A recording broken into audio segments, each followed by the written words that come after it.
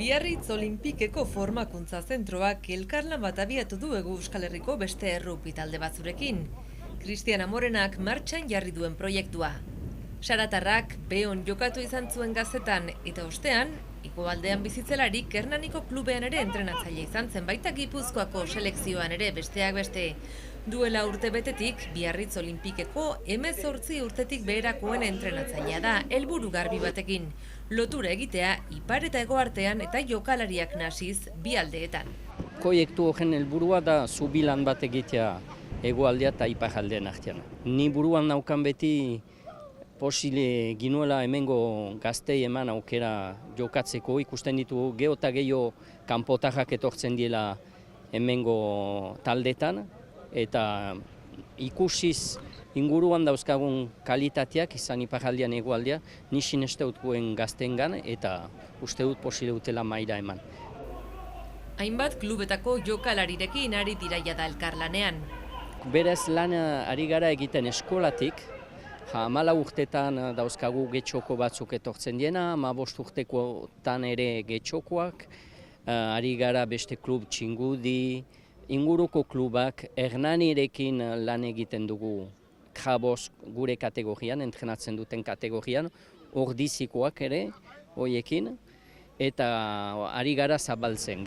Horietako bat da Lazkaoko gazte hau 6 nazioko torneoan aritzeko aukera ere izan du jada. Egin dutena da doble lizentzia bat, eta orduan nik egiten dutena da Biarritzekin jolastu, eta Biarritzek ez daukanean partidua, egiten dutena da aste hori ordiziara joan, ordiziaren entrenatu eta gero ordizian jolastu. Orduan, egia da ez dituztela jolasten ordizikin partidu igualak Biarritzekin baino, zei prioridad azkenen Biarritzek dauke, baina egia da hemen ikasitakoa ordiziri laguntzen diola eta ordiziri behintzat eskertzen ditela. Jende berriak ikusi ditugu eta lagundu berriak egin ditugu. Eta Valentziako gazte hau ere ari da eurekin Beo taldean. Cuando vienes se llena el estadio. Entrenatzeko maneran eta partidak bizitzeko maneran ezberdintasunak atzematen dituzte gazteek. Y la verdad es que quiero llegar a un nivel alto, así que venirme aquí creo que ha sido la mejor opción.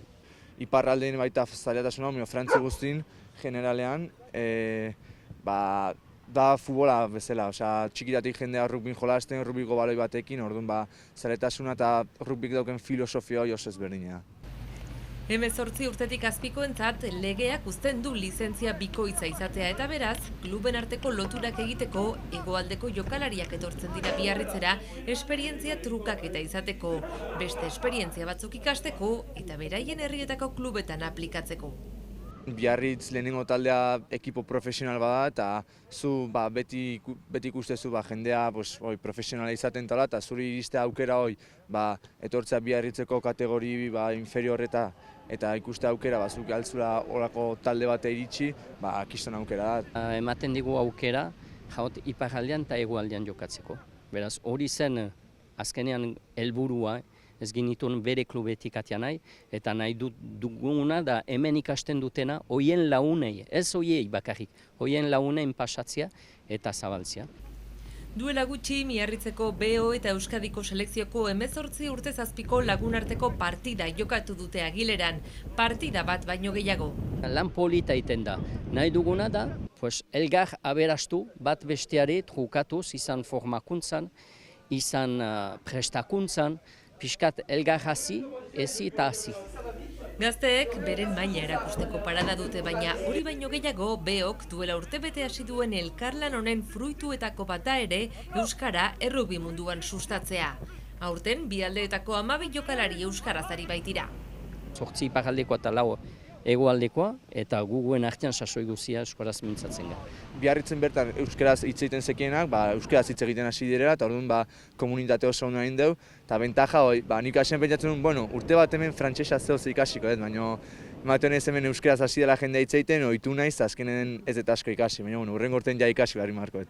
Metodo berriak ikasten dira, eta gainera euskara mintzatzea hobetu da. Algunas palabras me he aprendido, pero aún me cuesta.